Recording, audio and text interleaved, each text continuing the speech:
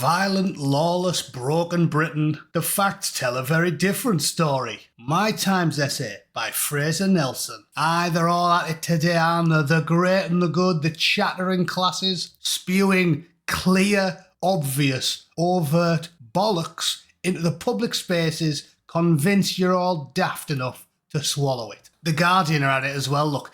Disputed or debunked claims about migration and crime in the UK. As politicians face criticism for promoting misleading data, here are some claims that do not bear scrutiny. Cheers, easy. Yeah, cheers, lads. So I'm going to do a deep dive into the data today and tell you exactly what's happening. And let me tell you, it's exactly what you think's happening. Because again, normal people who don't need to read gibberish typed out by ideologues who work for the state, normal people know for a fact that blokes called Sven, born and raised in middle-class areas of Norway, raised on a diet of nutritious products that properly stimulates your brain, and only watching entertainment like Sesame Street. Funny old thing, blokes like that don't typically grow up to be raving lunatics who treat women lower than dogs. That's just not something that really happens. Common sense people know that blokes raised, dragged up in third world countries where might makes right, because you have to fight for everything you get, and where the local culture tells you that if a woman doesn't do as she's told, you can give her a bat. Funny old thing, normal people fully understand why blokes dragged up in third world countries or literal war zones like Afghanistan might grow up to be a little bit more problematic than the children of Guardian readers in Harrogate. Again, do you need to see the statistics? No, you don't, but I'll show you them anyway. Let's start with the obligatory funny though, shall we? It's hilarious. Do you want to know one of the reasons why crime's so high? It's a double-edged weapon, right? Because we aren't just importing massive numbers of scary, hairy men from third world countries. No, we're also policing the streets with coppers that are about as much use as a nun's tits. Look at this. I swear to God, this isn't a parody. Look at this latest initiative by the police. If they're not knocking on doors telling you off for tweeting, they're doing things like this. Shared by Fraser Hudson on Twitter, the moment Brass Eye became real life. Obviously, it's an LBC segment. How these joggers are helping to stop catcalling. Educate me, Fraser. Come on. These women aren't friends out for a run. They're actually undercover police officers taking to the streets in Surrey as part of a new operation trying to stop people catcalling and harassing female runners. We get honked at, the staring, the hanging out of the window just to look at us, and it's so prevalent. And police teams are ready to intervene the moment the officers are beeped at, followed or shouted at, pulling people over.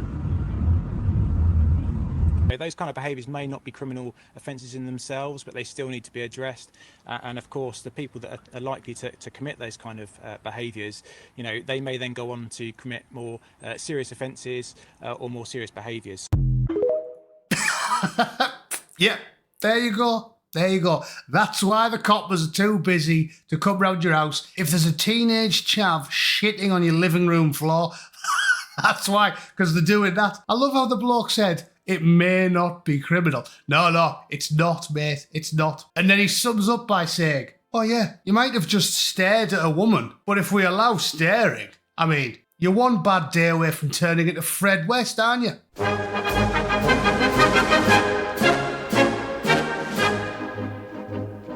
Right then, so that was ludicrous.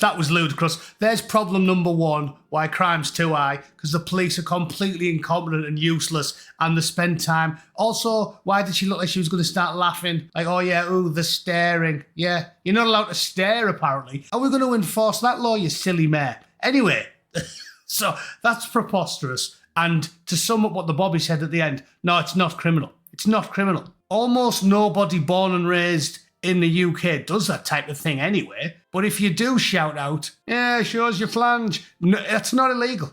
It's not illegal. You're just being a prick. As Wesley Snipes says on Demolition Man, you can't take away a man's right to be an asshole. I mean, probably can in the UK in this day and age, but it shouldn't be. So there's problem number one. The coppers are totally useless and waste of time trying to police things that aren't even illegal. And then a little bit of thought crime sprinkled in there. Ooh, if you're staring at a policewoman, criminality's sure to follow. Stare at a jogger, and you're definitely going to kidnap her, roger her, and then stash her under the crazy paving in your back garden. Yeah, of course you are. Cheers. Cheers. The thought police are on the streets, lads, don't worry. So that's hilarious. Love that. Comedy gold from the Bobbies, as usual. And here's problem number 2. No, sorry, that's the wrong one. That's the Guardian lying. It's the Guardian lying to you. Don't believe your eyes and ears. Listen to Owen Jones. No, here's the numbers. Women's Safety Campaigner warns of national emergency as stark migrant crime data is revealed. One sex crime is too many. Well, no, it's not. It's not, is it? Because apparently you can get done for multiple and the British police will still let you go on your way, as long as you're a Mali or an Afghan. There is a national emergency here against women and girls when it comes to migration, both legally and illegally. As you rightly pointed out, illegal immigrants are 24 times more likely to commit crimes than native Brits. And when it comes to even legal immigrants, I believe it's 3.4 times more likely to commit crimes than native Brits. Yeah, so there's the actual numbers. 24 times more likely. 24 times. And they are irrefutable numbers because the opposition shared those numbers. The official opposition. It's not like it's some weird fat bloke from the Daily Mail, some sweaty journalist who just pulled them out of his arse. No, it's the opposition. Elected officials. The figure's based off census data of the 10,838 foreign criminals in prisons in England and Wales at the end of March. Analysis by the Tories found that illegals are 24 times more likely to go to prison than Britons, with the most common including, well, hang on, you don't have to adjust your TV sets, ladies and gentlemen. I know this is going to astound you, but all of the people, all the nationalities I like to make quips about when I'm throwing offhand jokes and japes about criminality, about rampant criminality. Funny old thing, look who's top of the charts. And if you stopped any plumber or brickie and said, oh yeah, geezer's just rogered me granny, and you said, just name 5 countries you think it might be likely that he's come from, I guarantee you he'd say Malis, Afghans, Iraqis, Albos and Iranians. I guarantee it. This is what I keep telling you. You don't need to know the official numbers. I knew this before I read this story. Albos, Malis. Have you ever met a working class bloke who doesn't know that those 2 places are a gigantic pain up the arse everywhere they go? It'll be the same in every country in Europe. I guarantee it. If you just went on holiday to Poland, in fact, no, they've got an actually competent government, so they might not have it. But if you go to Spain or France or Italy or the Netherlands or Germany or any of them countries and say, what do you think of Albos? What do you think Paolo or Pierre or Marco is going to say to you? I'll tell you what he's going to say. He's going to go, Albo, mamma mia, bastardo, bastardo. That's what he's going to say to you. So don't listen to these professional liars when you know this is true. I knew it was true a month ago, a year ago, a decade ago, and I didn't need to see the numbers. The Conservatives just giving us them is the cherry on top. We all knew this stuff. You have to walk around with your head permanently wedged up your dirt box to not know this stuff. Well, suppose you wouldn't be able to walk. You'd have to, I don't know, lower yourself onto a skateboard with your head up your ring and just have the kids pull you around town all day. Whatever. Everyone knew this before you read the census data. And there's one of them boats that the Labour MP said they're mainly women and babies. Remember that, women and babies? When you see that the majority of the people in these boats are children, babies and women who have been... No, they're not. No, they're not. I love it. Brazen, aren't they? Brazen, ridiculous, shameless liars. Liars. Yeah, can't move for babies there. Babies. No, the only thing that one of those hairy-ass blokes has got in common with a baby is that when he's got a lob on and he's prowling the streets looking for a victim, he's got a cock like a baby's arm grasping the tangerine.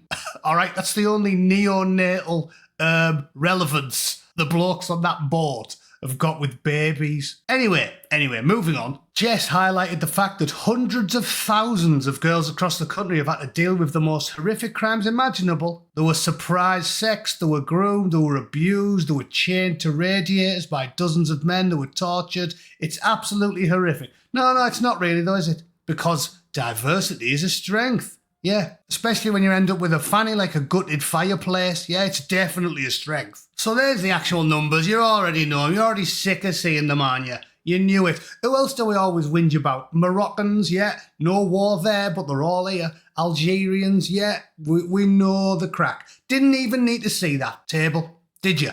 You didn't, I didn't. The average Joe in the street who hasn't got a head full of horse shit, he knew exactly what the crack was there. So, boring. It's definitely boring. Oh yeah, and before I leave, I want to make one other point.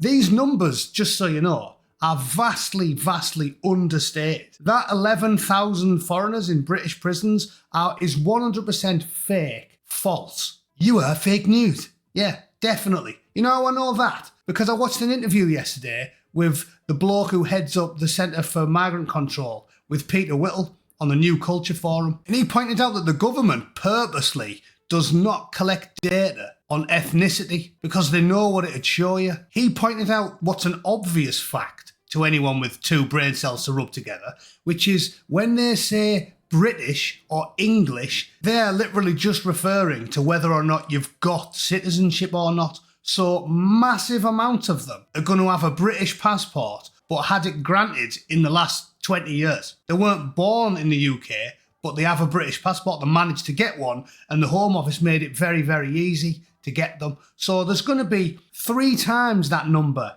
of foreign men in British prisons. You know it, I know it. It's a fact. And if you don't believe me, let me just point you at another piece of evidence. Because what about all the ones who were born in the UK because Mammy and Daddy snuck in illegally? Exhibit A is these boys, Salman and Hasham Abadi, the brothers who bombed the obvious. Yeah, there you go. According to the government statistics, even the ones that they've just released here, both of these boys are Englishmen, red-blooded Englishmen. So there's 28 murders that have put a tick in the box for Englishmen. Might I suggest these figures are minimising the problem a little bit?